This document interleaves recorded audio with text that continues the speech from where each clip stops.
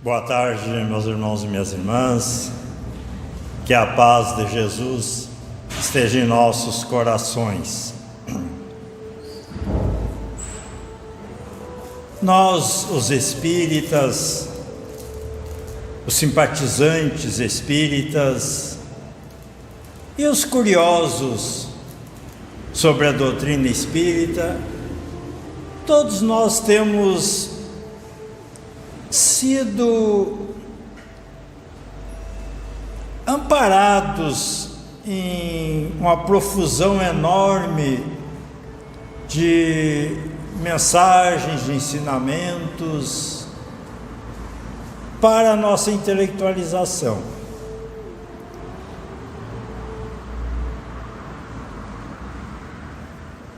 E nós precisamos fazer uma transição de intelectualização, mantendo ainda a intelectualização, mas passarmos a colocar em prática aquilo que nós vamos aprendendo. Essa é a parte mais difícil de nós, criaturas humanas. Nós temos uma dificuldade, todos nós, penso eu, de colocarmos a parte teórica, fazer da teoria uma prática. Então, essa parte teórica nós estamos sendo municiados, essa palavra não é muito boa, né? Mas recebemos um aporte muito grande de ensinamentos que são teóricos. Porque nós não estamos praticando, estamos lendo, escutando, aprendendo. Embora nós tenhamos também nas obras e principalmente no Evangelho segundo o Espiritismo, espíritos de altas esferas nos falando da sua prática, nessa área tão necessária de nós nos envolvermos cada vez mais, que é a área da generosidade, para depois passar a ser caridade.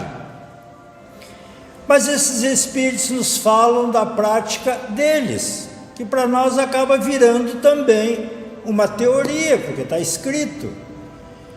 Então, sabendo dessas dificuldades, o governador espiritual do nosso mundo envia, vez que outra não, envia em todos os momentos da caminhada evolutiva dos seres aqui desse mundo, envia cartas vivas, já que essas cartas que estão ali fixas, dizer que são cartas mortas seria crueldade, mas envia cartas vivas, cartas que se movimentam, que não estão na teoria e sim na prática.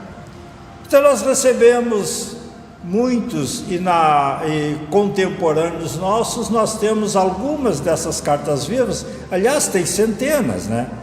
Mas as que nós citamos mais seguidamente são aquelas que recebemos mais notícia, que a Madre Teresa, Irmã Dulce, Chico Xavier, Divaldo Pereira Franco, podemos transitar por outros nomes, mas podemos ficar nesses aí, cartas vivas, para que através da prática nos tragam o ensinamento, o chamamento que nos traz a parte teórica, para que nós os sigamos na prática.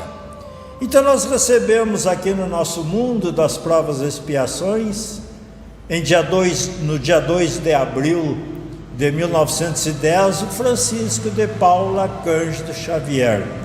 Também foi em 1910 que chegou Madre Teresa de Calcutá, lá na Albânia, não sei o mês e o dia do mês, mas são dois espíritos que vieram com missões muito parecidas. Então o Chico Xavier chega entre nós, numa família numerosa, todos já lemos, já escutamos sobre isso, né? Dá uma passadinha meio rápida por aí. A mãe dele, Dona Maria João de Deus, desencarnou nova ainda, com 34 anos, mas deixou 9 filhos, entre eles Chico, como ele gostava de ser chamado, que foram esses filhos todos distribuídos para parentes, para serem educados, cuidados, porque o pai deles, das crianças, o seu João Xavier, não tinha condições de cuidar deles todos. Ganhava um salário muito baixo, vendendo bilhetes de loteria, então era difícil. E Chico foi para uma madrinha dele que tinha seus distúrbios, de comportamento, sofria processos obsessivos bastante sérios e certamente, ou provavelmente, com a ida de Chico para lá tenha piorado, porque as entidades perversas queriam aniquilar aquele corpo físico, até então tão fragilizado, com 4 anos de idade, para que aquele espírito que dava vida àquele corpo físico não vingasse aqui nesse nosso mundo. Porque esses espíritos sabiam que ali estava vindo um farol para iluminar os caminhos da humanidade, não só de brasileiros, não, da humanidade. Então eles queriam acabar com essa possibilidade desse farol iluminar os nossos caminhos. Então certamente usaram também dessa nossa irmã, que era madrinha do Chico, tinha as dificuldades dela, e ela judiou muito dele, mas foi por um período, não sei exatamente qual foi, mas não foi muito longo, mas para quem está em sofrimento, qualquer período é longo.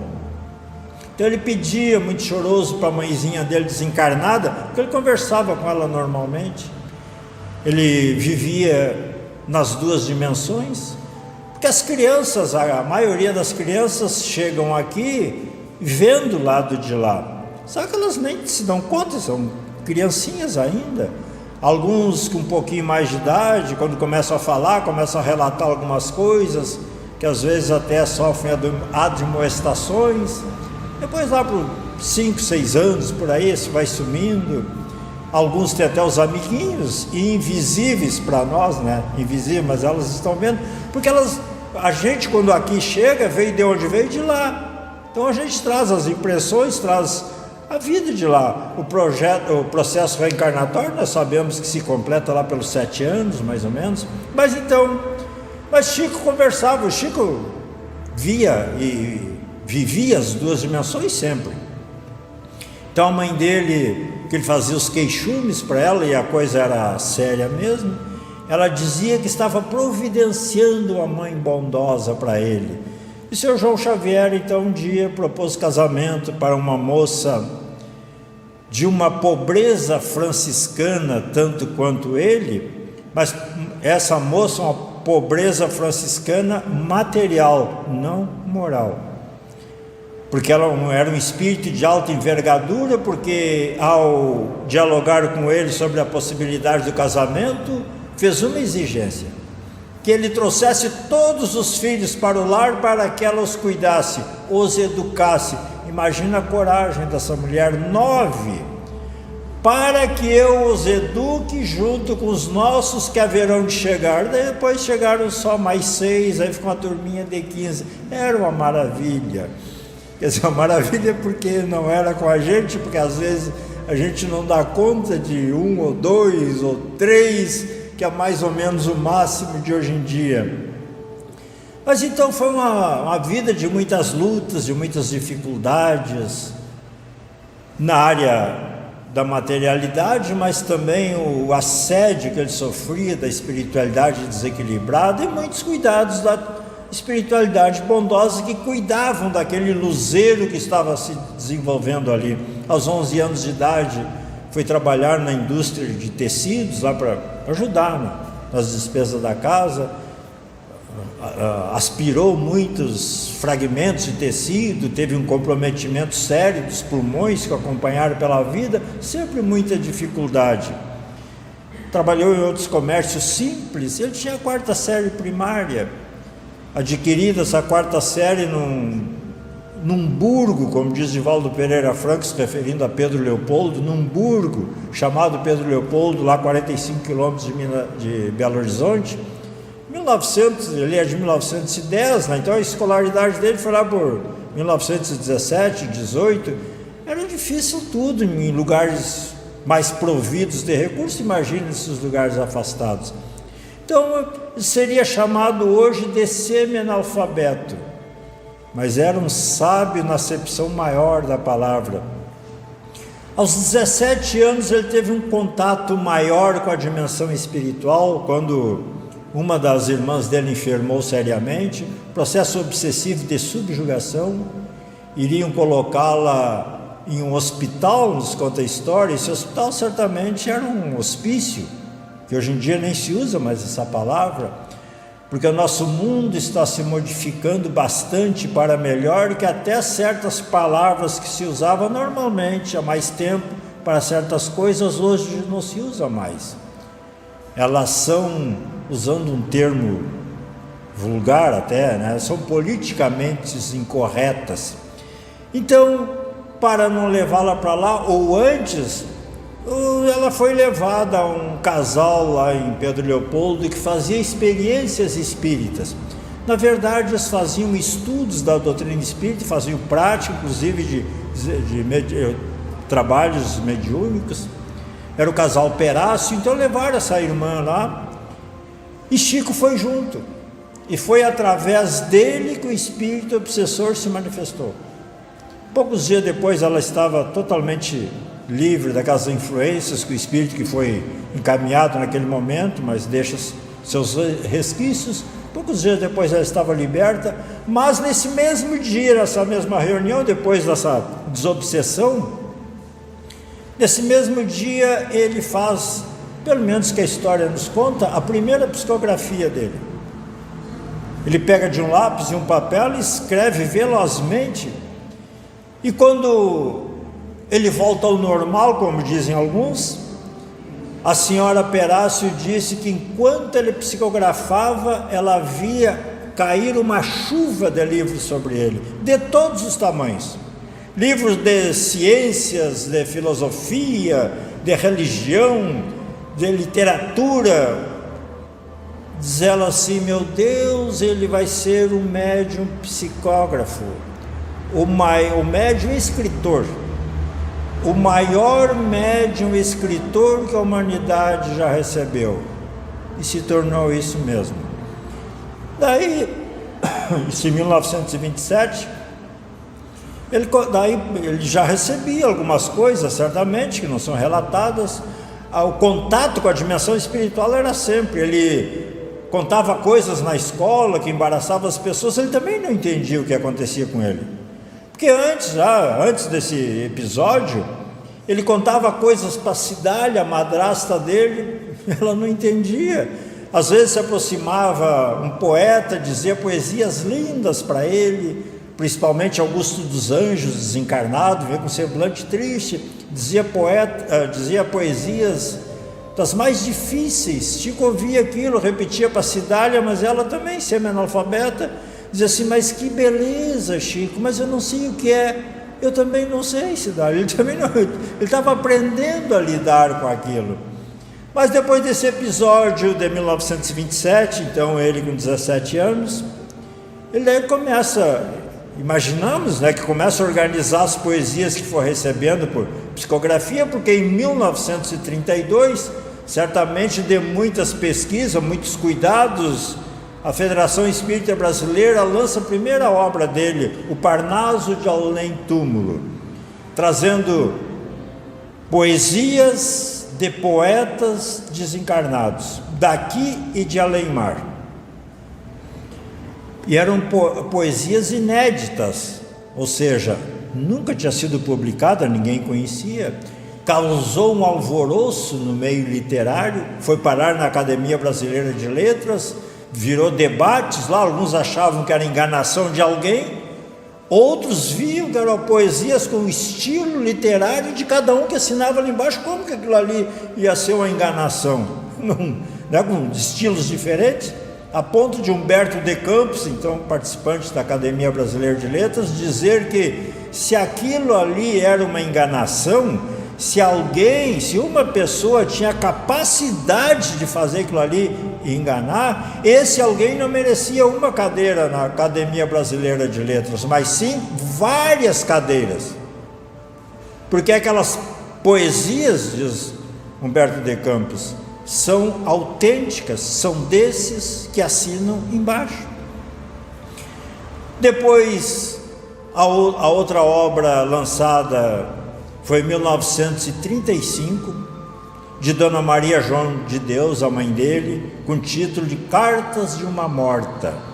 1936, outra obra, tudo devagar, 32, 35, 36, essa de 36 é Espíritos Diversos, Palavras do Infinito, parece que é o título. Em 1937, mais uma obra, de Humberto de Campos, que tinha defendido ele na Academia Brasileira de Letras, tinha desencarnado em 35 e em 37 escreve uma obra através do Chico. Fugiu o nome agora. Depois eu lembro. É o que ele era aqui de Além Túmulo, ele era, não é roteiro, ele era poeta e outras coisas. Em 1938 começa um trabalho aí sim mais voltado para a nossa instrução. É de 1938, por exemplo, Brasil, Coração do Mundo, Pátria do Evangelho, de Humberto de Campos. Então ele se apresenta em 37, com a primeira obra dele, em 38 vem com essa obra monumental. É de 38 também o livro com o título Emmanuel, era Emmanuel se apresentando para nós.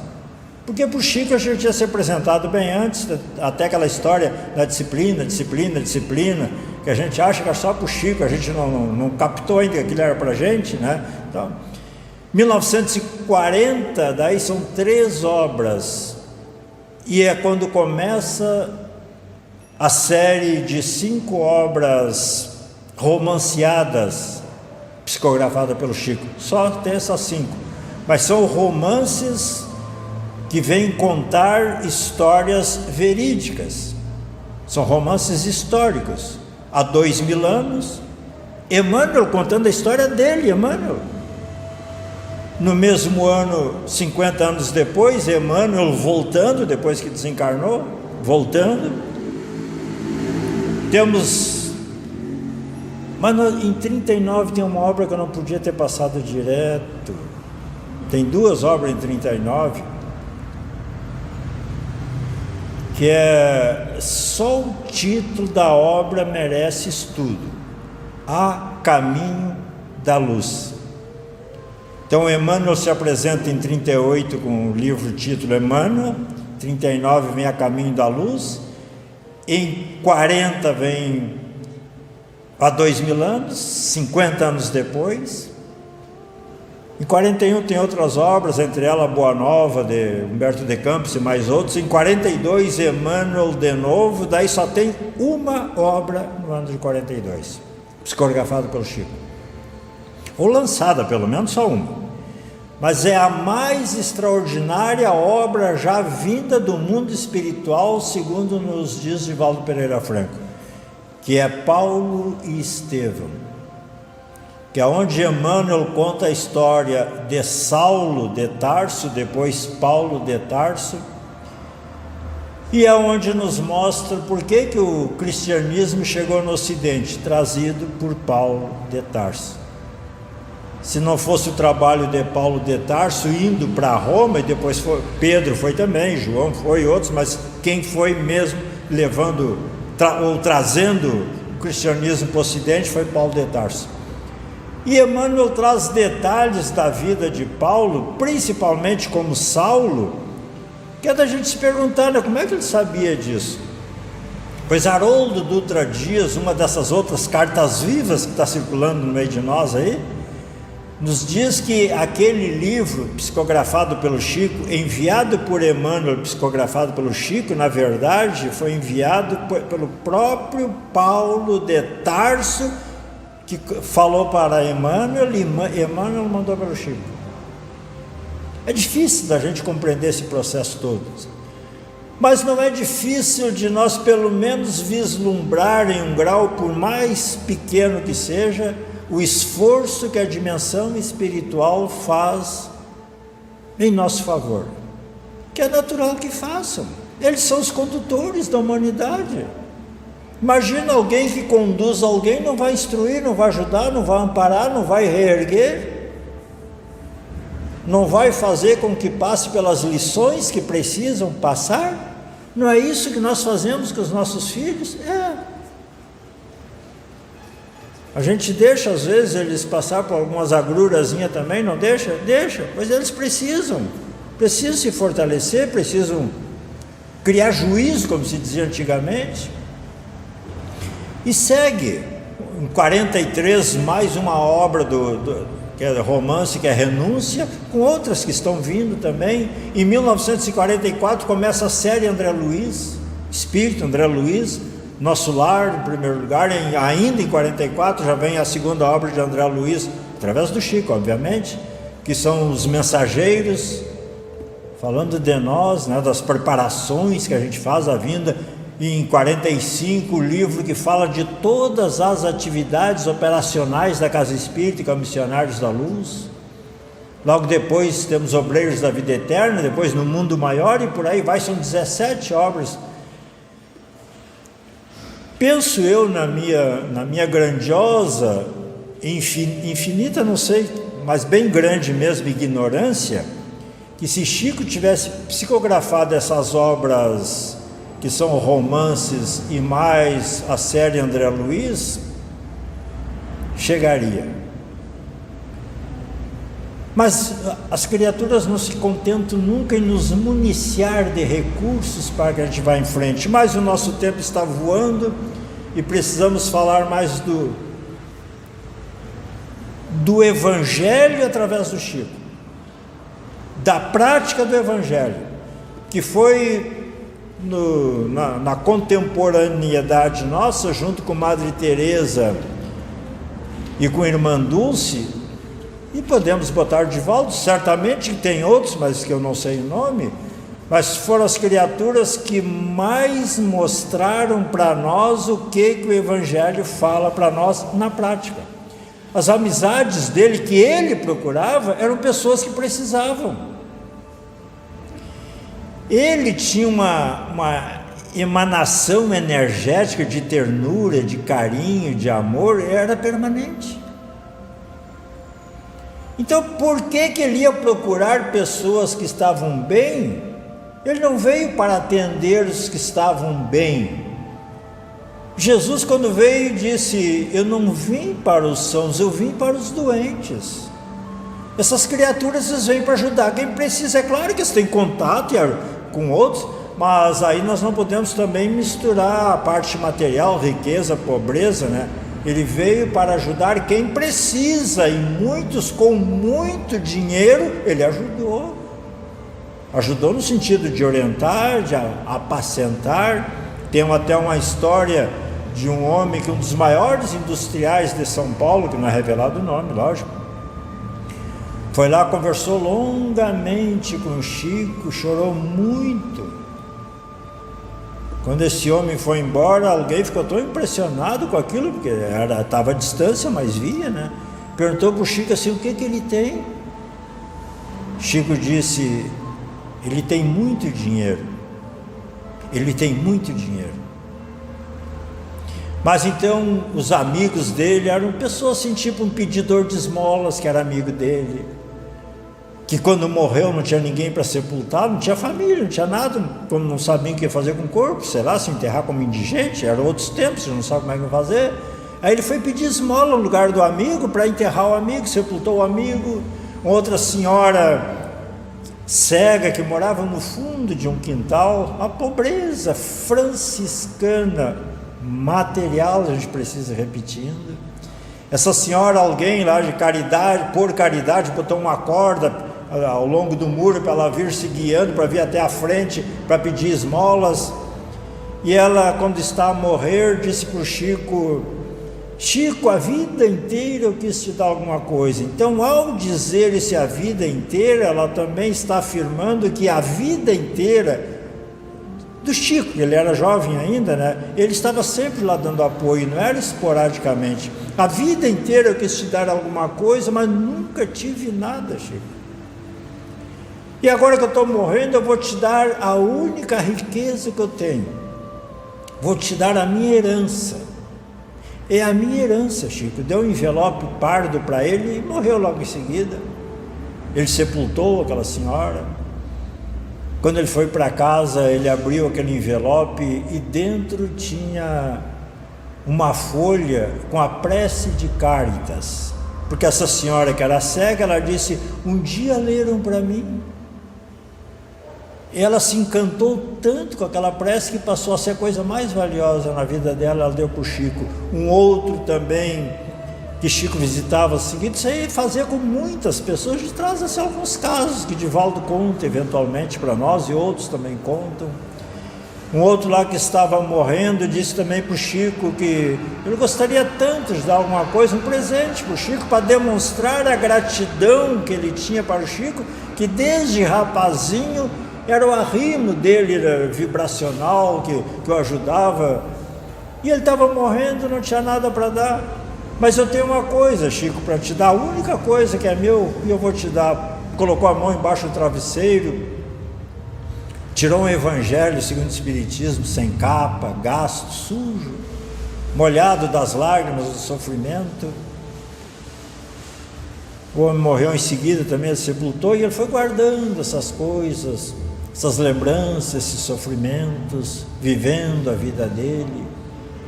Quantas histórias, dezenas de histórias a gente já ouviu através de Divaldo, pelo Chico. Tem histórias interessantes que nos trazem ensinamentos também, que às vezes a gente não entende muito bem. Certa feita, saindo do Centro Espírita Luiz Gonzaga, 3 horas da manhã, já depois que atenderam todos que estavam buscando algum tipo de socorro, andando por Pedro Leopoldo, uma noite meio clara, assim, mas tudo vazio, Divaldo percebe que começa a perceber um perfume de rosas, daqui a pouco para aquele perfume de rosas, vem perfume de cravos, daqui a pouco perfume de violetas, e ele diz para o Chico, Chico diz para ele, meu filho, Pedro Leopoldo é a cidade das flores, mas Chico, eu estou vendo que está saindo de ti, Chico.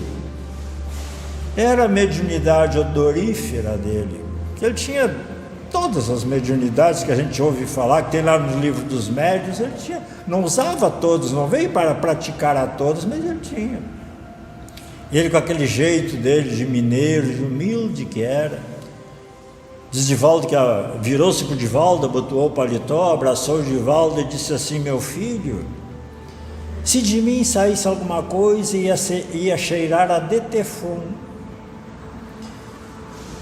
Era para dizer assim que era um agradecimento à dimensão maior que estava mandando aquilo ali, sei lá, é aquele jeito dele de jamais querer se jactar de alguma coisa. E os tempos são chegados, tem que parar de falar. Mas quantas histórias tem daquelas psicografias que ele fazia, que Divaldo fazia junto com o Chico, depois relata para nós, sofrimentos, depois virou até um filme, As Mães do Chico, alguns daqueles eventos Divaldo participou, e conta para nós com aquele jeito do Divaldo que nos emociona, criatura que veio para trabalhar pelo sofrimento, para aliviar o sofrimento dos outros. Porque espíritos dessa envergadura, eles já sabem, há muito tempo, há milênios até, eles já sabem que a maneira da gente fazer evolução espiritual é através de quê? Do alívio do sofrimento de alguém. Eles vêm para mostrar isso para nós. A preocupação que ele tinha de nunca incomodar ninguém, de não desgastar ninguém com relação a ele. Preocupação até exagerada de nunca desagradar ninguém. Ele dizia, que às vezes perguntavam para ele, tu já sabe quando vai morrer, Chico? Pois é, meu filho, o povo está com a pressa, eu não.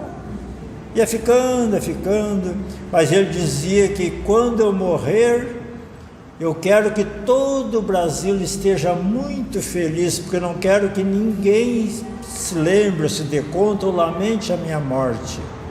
Preocupação dele, pois seguraram aquele gigante espiritual naquele corpinho frágil, até os 92 anos e mais algum pouquinho, porque no dia 30 de junho de 2002, quando o Brasil foi campeão do mundo lá na Ásia, um domingo pela manhã, pelo fuso horário com a Ásia, nesse domingo ele desencarnou, mas no fim da tarde, já estava o coração já muito falhando, a máquina cardíaca já estava com dificuldades, sempre teve com dificuldades, mas estava com dificuldades muito maiores. O cardiologista estava junto, outras pessoas todas simples como ele, assim, mas espíritos nobres ali acompanhando.